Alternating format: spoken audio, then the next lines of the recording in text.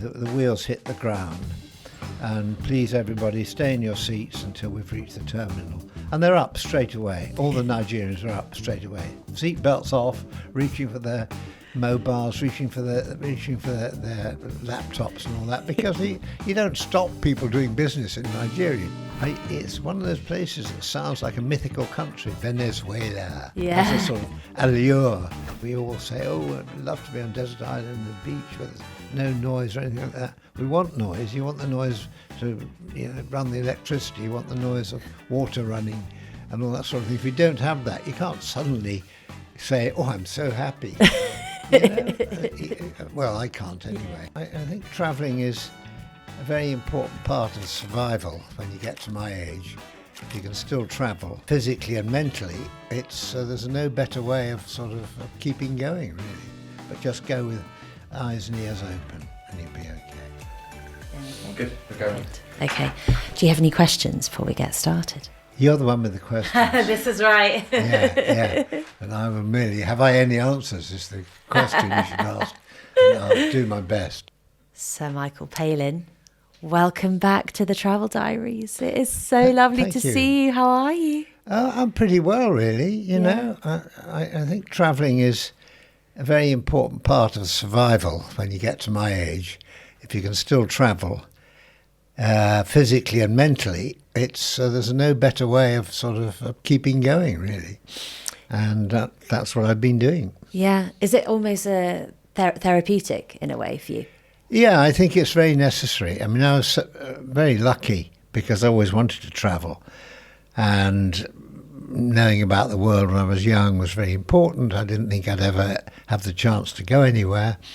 And, by a series of extraordinary connections, I managed to go pretty much all over the world, which I still can't quite take in the places I've been to. But it remains something which gives me great pleasure.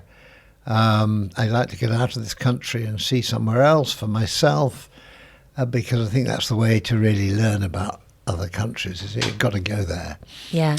And so, yes, on lots of levels, it's really important to me. And since I last saw you, you've surpassed your 100th country, is that right? Yes. I think Venezuela was my 100th country. New country, that is. And since then, I've been to the Philippines for a new series which comes out in September.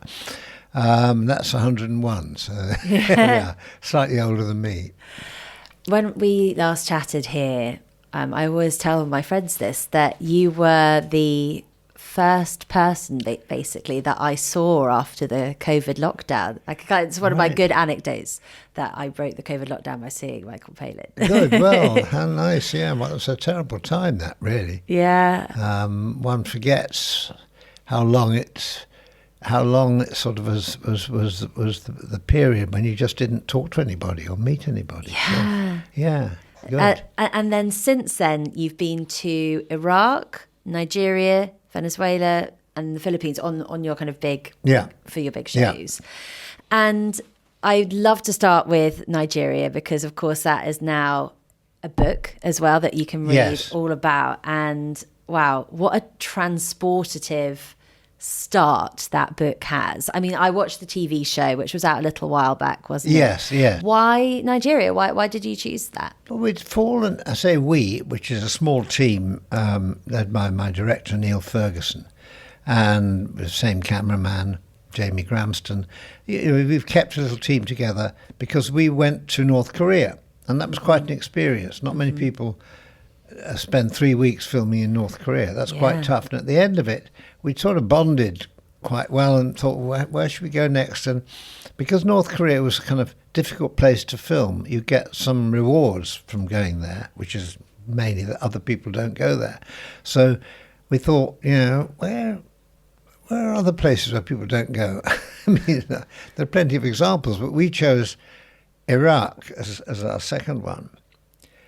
And the reason we chose that was because I was very interested in how a country that has suffered so much and been virtually sort of devastated by war for 20 years or so, is suddenly ignored. People move on. There are other parts of the world where there are stories of terrible things going on. But I just was fascinated by what the life was like for the people who now live in What's left Iraq. behind. And they have to live there. You know, they have to educate their children, they have to build their houses, they have to buy their food, they have to farm the land. So we put together the Iraq trip, and I learned a lot there. And Nigeria was the third one. And again, it was a country which had enormous potential, but something was wrong. And in Nigeria, it's 220 million people. It's the biggest country in Africa. Yeah. It's unfathomably huge, isn't it? Well, yeah, I mean, it's actually not, geographically, it's not an enormous country. I mean, it's smaller than Niger to the north, something like that. But it's full of people and full of great energy, and yet very, very difficult for the government to sort of set a course for the country. They always seem to be left behind or whatever. And it's a place where individual inventiveness and energy is really, really important.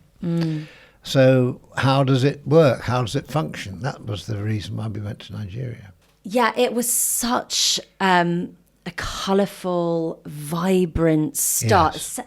And in the book, the second, almost on the plane actually, the experience that you're then going to have in Nigeria, it kind of sets the scene. Can you take us back to that moment, like as you're on the plane landing, your first impressions there?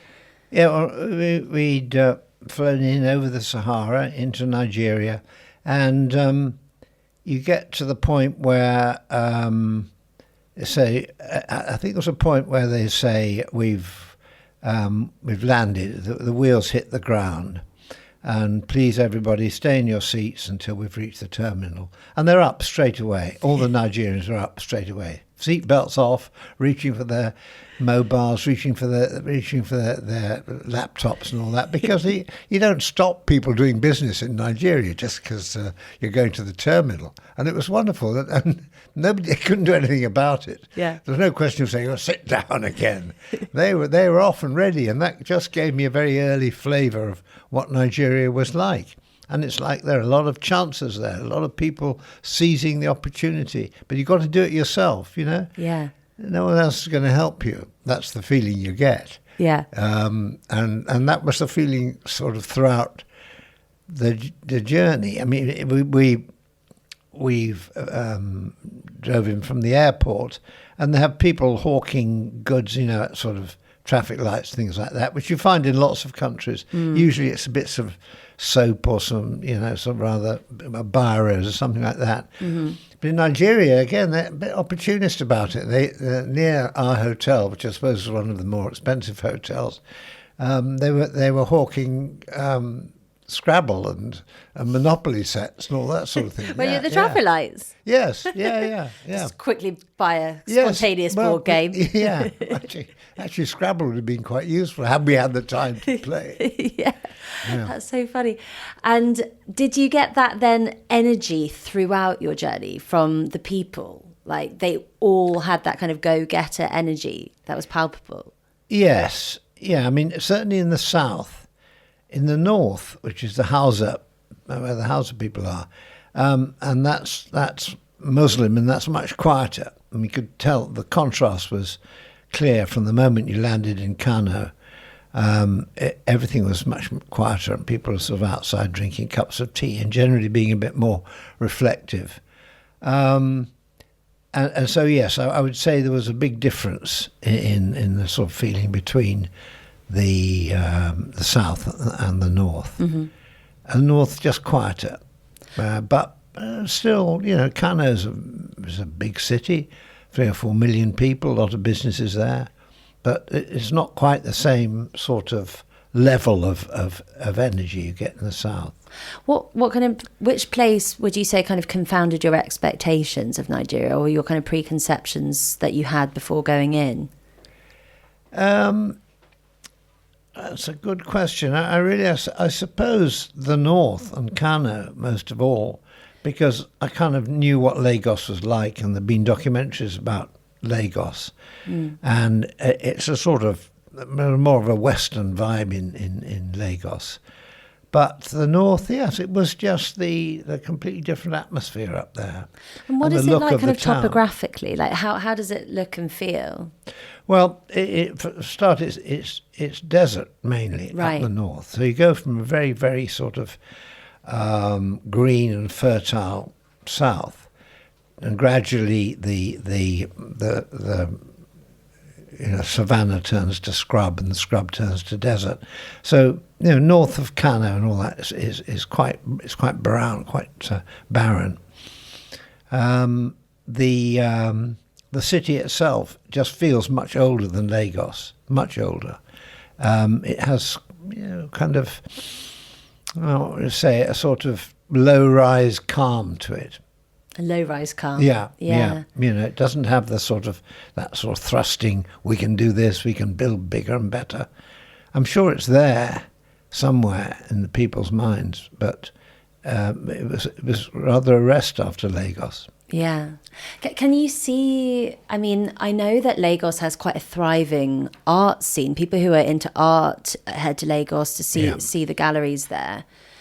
But beyond that, was there somewhere in Nigeria on your trip that you thought this should be a place that is on the, for travel lovers, that they should really get to see that, isn't really on the map just yet? It's quite difficult because there's no dramatic scenery in Nigeria, to be honest. You can't say there's a wonderful gorge or there's a fantastic valley. I mean, we staged a place where there was a river called, can't remember what it's called now, but I'll get the name in a minute. Anyway, Ethiop. Ethiop, and it was a lovely river, sort of going through rather beautiful, sort of very wooded, almost jungle country.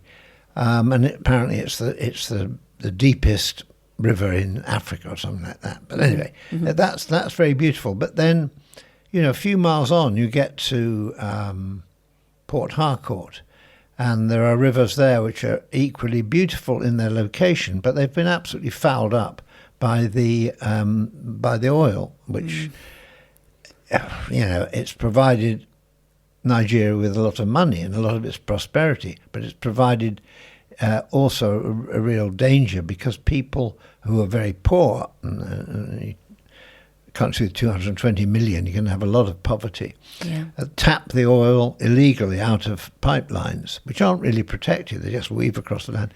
They tap the oil out, and there are terrible accidents, explosions and all that, and we saw the result of that.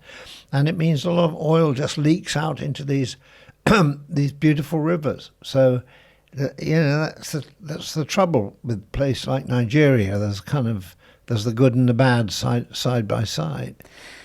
As a travel documentarian, when you see that kind of thing, which is a bit like, it's such a shame that that's taking place, and you've seen those kind of things all over the world in all kinds of different capacities, whether that's environmental, behavioural, political. Yeah. Is it then, quite hard to be like, right, well, that's the end of that day of filming, on to the next place, and like leaving that issue behind? Does it kind of linger in the back of your mind when you're, it the does next linger day? in the back of your mind. Yeah. And very much because when I come back, I write the book of the journey. Yeah. And the Nigeria book, which is just coming out, had to be delayed because I think a volume of my diaries was going out at the same time. They didn't want to have two books at the same time. So there's a very nice book, I must say, a very well produced book on Nigeria.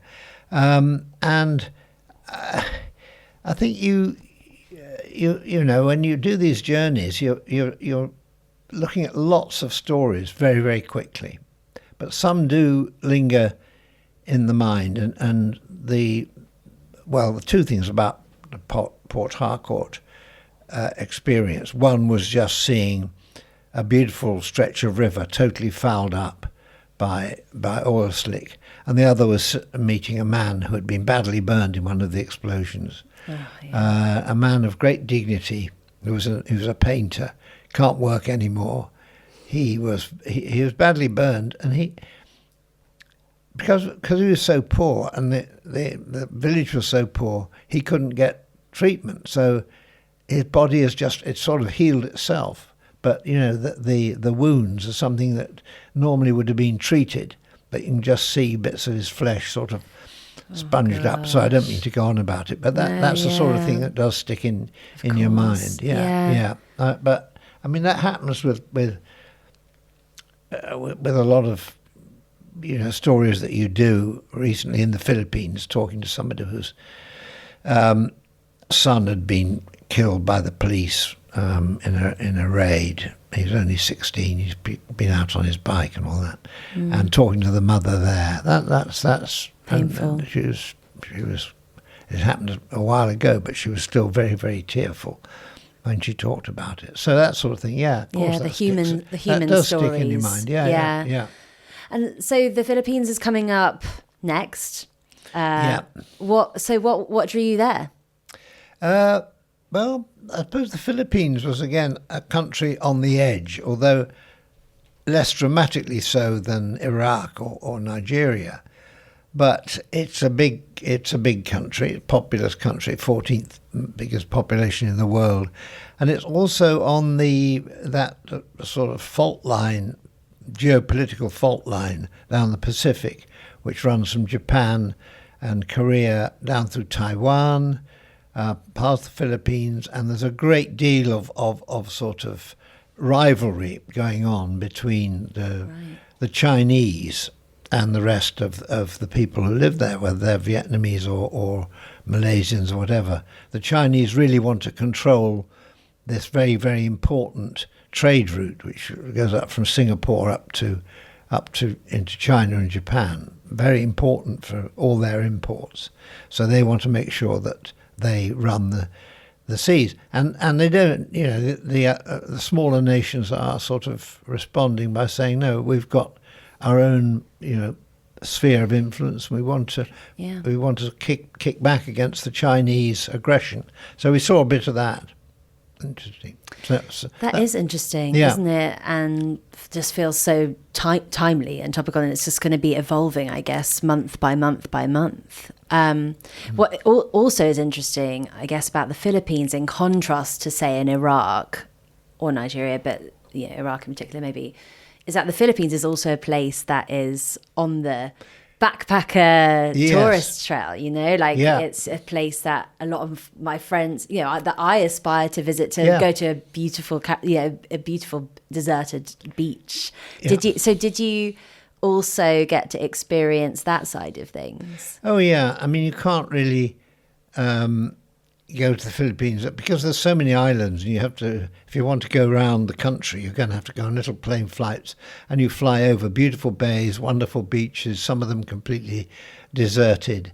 There's a lot of, being so many islands, a lot of places where people go and do scuba diving and all that, and there's some of the coral is still sort of protected.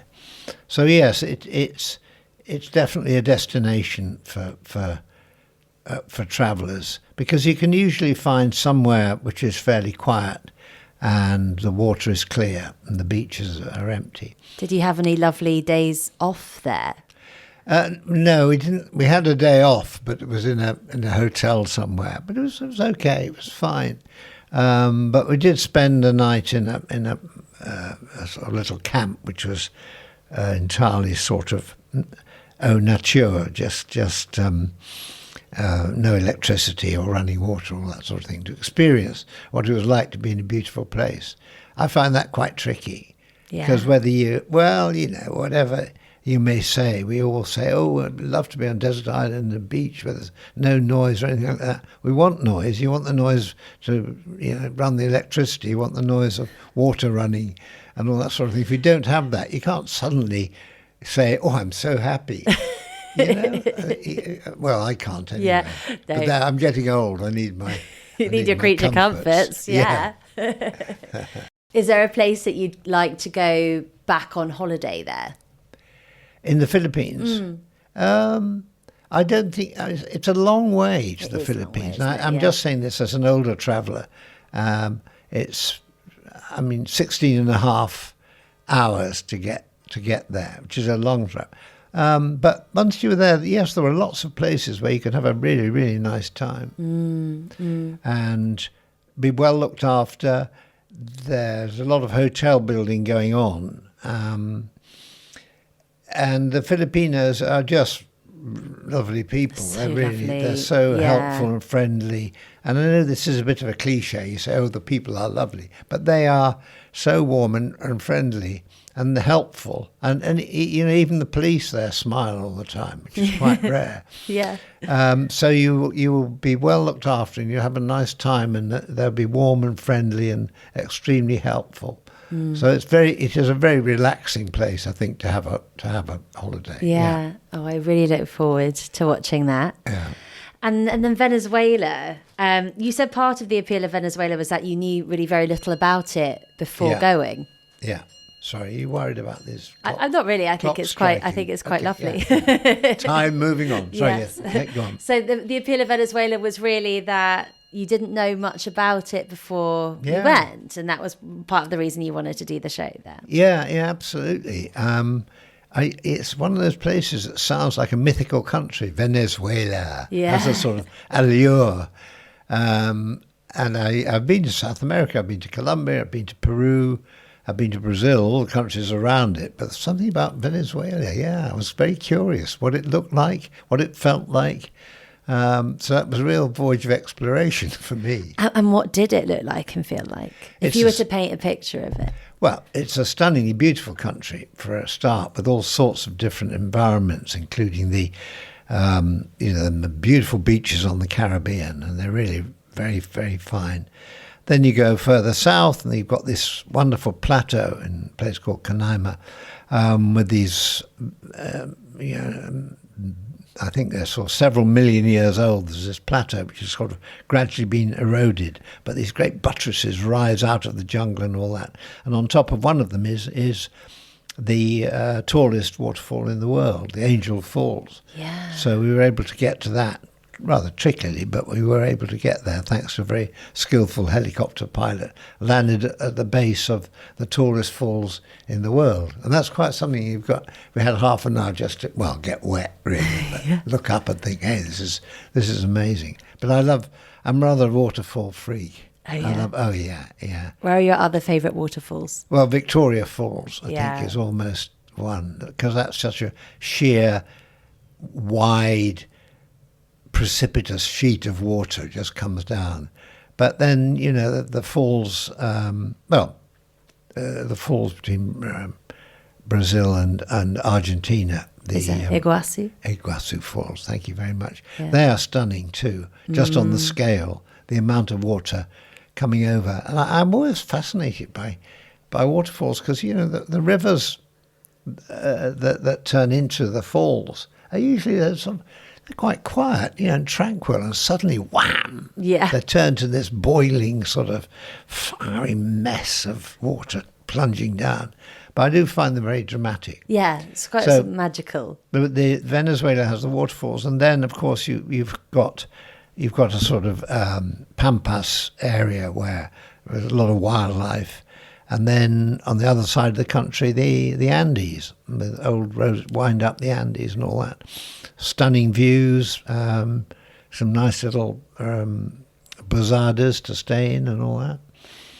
Yeah, so, in terms of the beauty and the sort of impact of the landscape, Venezuela's absolutely terrific. But, of course, we knew when we were there that there were problems. And only a few people would talk to us about what was happening in the country. Yeah, politically. Yeah. A few brave people, because it was, it's very sort of highly controlled. And people can be put in jail without trial just for sort of expressing some criticism of the leader. But then, really, I didn't realise it was quite that extreme. Yeah. No, it really was. And we were told this by some very brave women who were in the University of Mérida, the University of the Andes. And Mérida has a sort of anti-sort of central government feeling anyway. Right. It's the Andes, they're independent people, they're free-thinking. They run their affairs rather differently. But And they were allowed to operate like that?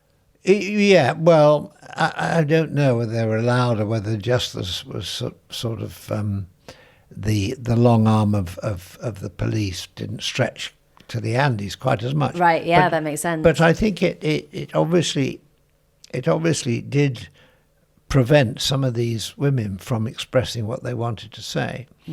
But they were very brave. 2 or 3 of them were very brave and said, you know, we are the young of this country, and we've got to change it. If we don't like what's happening, we're the ones who've got to change it. And I find that's very interesting when you're travelling at all. I mean, I'm into my 80s now, but you've got to be able to listen to the young people in the country, because they are the future. Yeah, I felt that in the Nigeria program too. Yes. Yeah. So how do you think that the people that you spoke to in Venezuela would feel about how things have panned out now? I think they'd be very pleased, really, to be honest. I mean, I think it was the one thing that Trump's done that's been really unequivocally successful. And I still can't quite work out how it's happened that Maduro, all right, they're very skillful at extracting people. They've got rid of Maduro, but Trump has then done some deal with Maduro's people, and they were there, kind of good left-wing tradition, chauvinistas and all that, with a very strong sort of left-wing agenda, have sort of just rolled over and said, all right, well, we'll do an oil deal with America, we'll give you cheap oil, we'll let you come in and run our oil business, just because they got rid of one man. I mean, it seems to me extraordinary, because this is what, the kind of opposition in Venezuela have been on about for years, giving up control to America and all that. Why can't we run our own businesses? We're a strong enough country, we've got more oil than any other country in the world. And yet, suddenly they've said, all right, leave us alone. America can look after us, and we'll build up our country again, which I think people want. Freedom of speech, it's not. I don't know how that extends, but I think it's much. It's loosened up much more. And it is extraordinary to me that just the removal of one man can have had that effect. Yeah. There's so many of the places that you visited, oil has been such a kind of core component of the operation of that country, isn't it? And absolutely. How things have panned out. In almost every case, it's been a malign influence in the end. Yeah. Because the discovery of oil, I mean, the Middle East and Iraq and places like that was sort of 1920, around about that time. Yeah. And the countries were sort of created by Britain and France. They were sort of our colonies anyway. Once the oil was there, he became much more interested and sent people out there to look after the place. So almost straight away, the oil was kind of taken away by Western companies. Yeah. Because the countries out there didn't have the wherewithal to run an oil business. And the same in Venezuela, really. Yeah. They left the Americans to do all the work. So straight away you've got sort of colonial kind of influence, which means that the oil money doesn't trickle down as much as it ought to. I mean, it's not like Norway where there's an oil fund for all the people. Course. There's none of that in Venezuela or Iraq or Nigeria. The oil companies just sort of extract as much money as they can. They do some deals with the government, which are not always in people's best interest.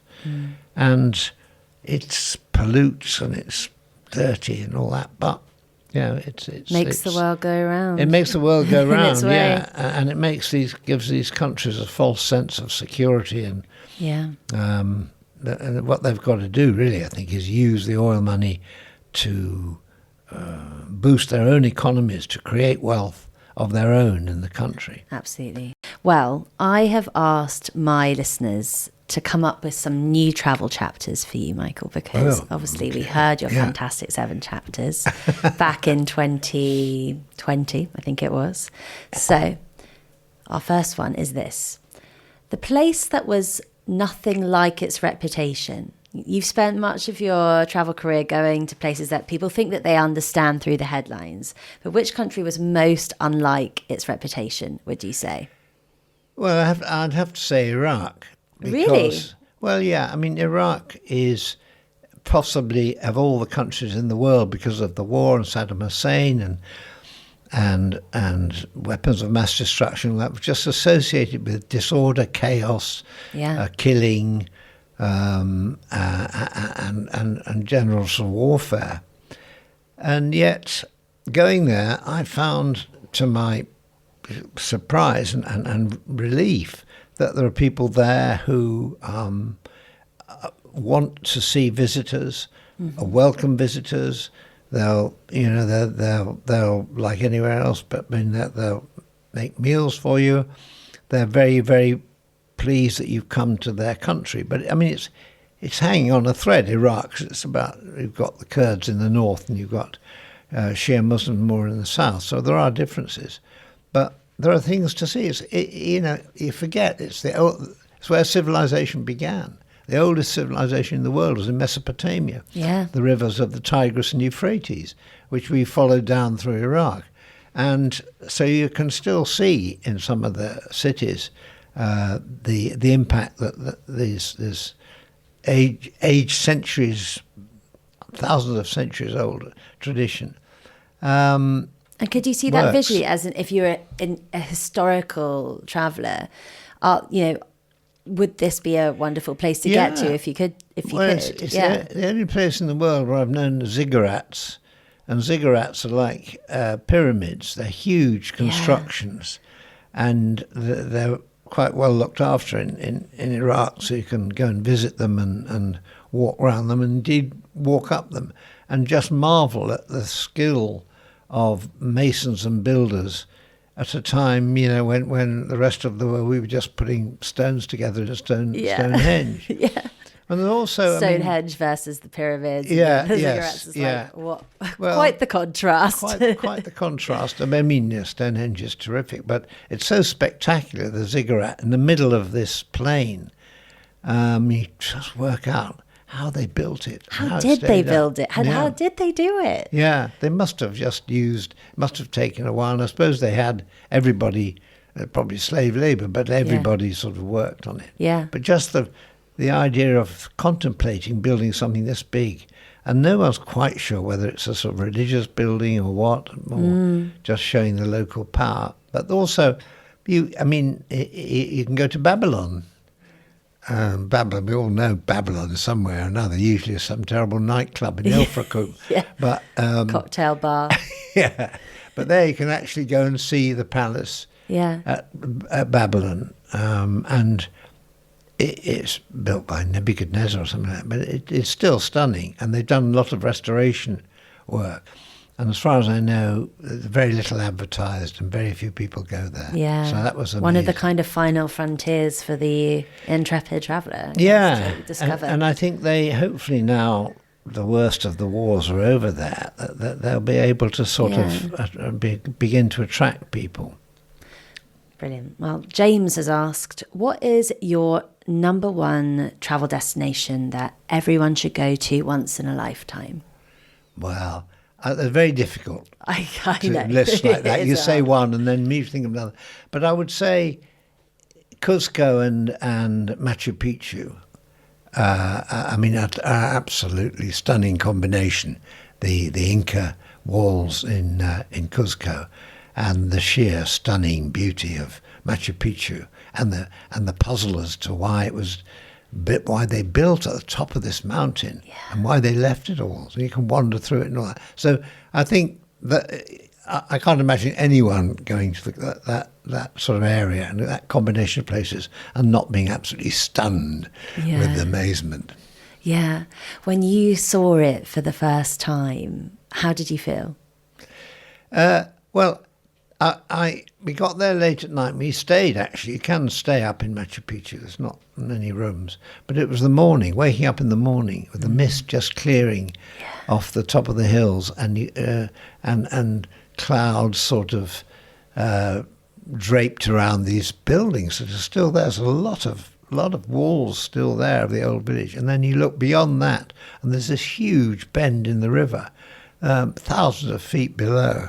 You think, wow, it's a beautiful place to be.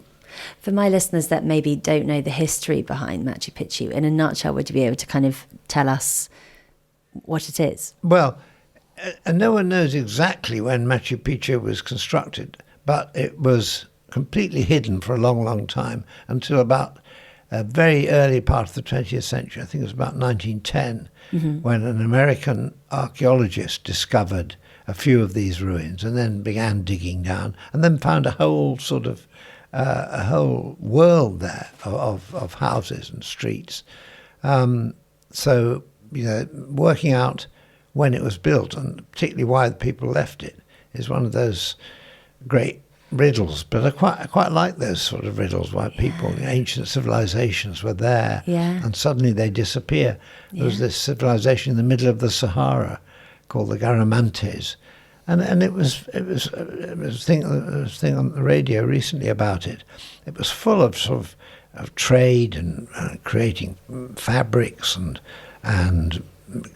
mining for minerals and all that. I mean, it's the middle of the Sahara. There is evidence of it now, but it's completely under the sand. So, would that have been, do you think, an environment, like a shift of the sands that would have eradicated the civilization, do you think? Yeah. Something environmental. It did. Like I that. mean, the aridification, which is a terrible word, but of the Sahara areas, it got drier and drier. I suppose the waters dried up and they didn't have the ability to, or the ingredients to make, things that they could sell and trade.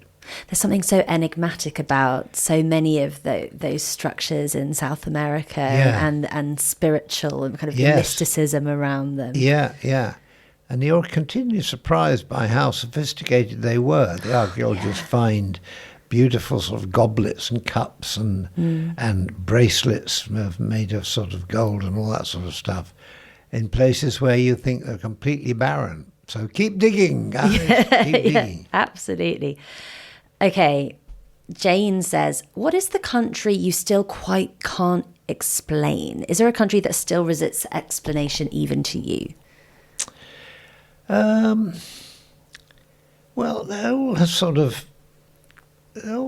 riddles. I mean, I think that you take somewhere like Russia, vast country, and yet there's so much history there, and yet it's very, very difficult sometimes to sort of work out what that history is, how it all connects in a country so vast.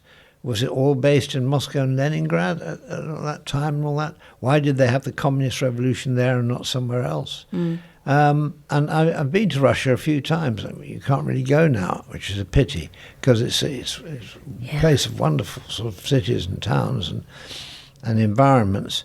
But I've never kind of quite worked out, how Russia works, and why it has for so long been sort of in opposition to the West, if you like. I mean, it hasn't always, because Catherine the Great and all that, she wanted to build dockyards that were the same as dockyards in Southampton or in Le Havre and all that. But basically, Russia, this huge country, is held back and views the West with suspicion. Now, I just can't, you look at it, it's a huge, huge country, it's enormous resources. So Why vast, should they isn't it? feel in some way that they're paranoid about what the rest of the world thinks of them? Yeah. So a bit of a muddle. That's the one you can't work out. How about the place that you travelled to throughout your career that when you came back, you most wanted your children to see in their lifetime, that you were like, guys, you've got to see this? Well, some of them I've mentioned, the waterfalls, the Iguazu Falls, I mean, I'd love them to see that. But, I mean, when we were younger and children were growing up, we went to Switzerland and had skiing holidays, and we went to a place called Mürren, Murren, and that was just absolutely sensational. I mean, Switzerland is very beautiful in the mountains there, but Mürren itself, it has no there are no cars allowed in the village and all that, and it's really on the edge of a steep mountain slope. Great skiing and all that, and I remember taking the children there for early holidays, and I don't think they've ever enjoyed anywhere as much. Not only was it very beautiful and very clean air and healthy and all that, but they're good skiers. They enjoyed all that. They pick me up constantly. What part of Switzerland is that in? Good question. The German part or the French part? No, it's the German part. The German part. Yeah, yes, I suppose so, Yeah. And how would you have spent your perfect day with them there? Well, perfect day would be we get up early, because it's... Were you the first on the slopes? As soon as the sun's up, you get up and you want to have a look, and you have your great breakfast. They do lots of beche muesli and all that sort of stuff. So you have a big breakfast, and then you want to get early up onto the slopes to get into the cable car as quickly as you can. Yeah. And then ski for a long morning and have these wonderful sort of Swiss lunches in sort of wooden cabins where you have, lovely strong Glühwein and all that. Did you enjoy the breaks from the skiing as much as the skiing? Yes, I enjoyed the breaks probably more than me the skiing. too. Yeah, no, but they're always very nice, and we could. There's plenty of room for the children to sort of sit at tables out on a terrace. There's usually a terrace. Yeah, with a lovely view. Yeah, with a lovely view and lots of sunshine, and he'd had a good morning wearing yourself out. Yeah, and that was good. So you felt, you deserve world it. owes me a living now. Absolutely. Yeah. One or two final chapters are the most beautiful place that no one asks you about, and why do you think it gets overlooked? Yeah, that's a good one. That's a nice one. I think there's a place called Kamchatka, and it's. I know why it gets overlooked because it's in Russia, but it's on the far Russian Far East, and it's a peninsula, and it has about 20 active volcanoes there. Wow. And it has huge herds of sort of deer and all that sort of thing. And we filmed there, and I thought this is extraordinarily beautiful and dramatic scenery, and it has. There's a lot of thermal activity. So you go there, and not just the volcanoes, but there are the fountains spouting out of the earth, and there's hot air, and all these. Almost like Icelandic type things. Vibes? Yeah, it is, yes. Yeah. Yes, it's almost Iceland. I've not been to Iceland, so I don't know. Have you not? No. My God, but you've been everywhere. We need to add that onto your bucket list chapter. Yeah, you have to, I'm afraid. I've been found out. But that Kamchatka was a terrific place to work in. Oh, is it a place that's inhabited? Oh, yes, there are cities there. Petropavlovsk, quite a big city. And it's quite near Vladivostok, which is a rather dramatic city. But it's in itself, it's a real natural paradise. Really? It hasn't really been built on that much because of the volcanic activity. But it's a great place for sort of nature, animals, creatures, bears, whatever, all that sort of thing. And there are people there who are very good guides who showed us round. But it's just people don't know about it. Not going to be getting there anytime soon. Not going to be told about it, which is a great pity. What was the kind of wildlife that you saw there beyond the bears? Bears and sort of amazing sort of bird life and all that sort of stuff, and bison and big creatures. Yeah. Herds of reindeer too. Imagine that among that kind of geothermal activity must have been so dramatic. Yeah, there's always a wonderful thing going on in the background and all that. Wonderful. Last one is the place that you'd go back to without the cameras, somewhere that you were filming with work and you thought, gosh, I'd love to come back here and spend a bit more time. I wouldn't mind going back to Bhutan. And they've got quite nice hotels there, but I found it a very, very sort of relaxing, contemplative atmosphere there. largely because the country it's not got a great population, and they have this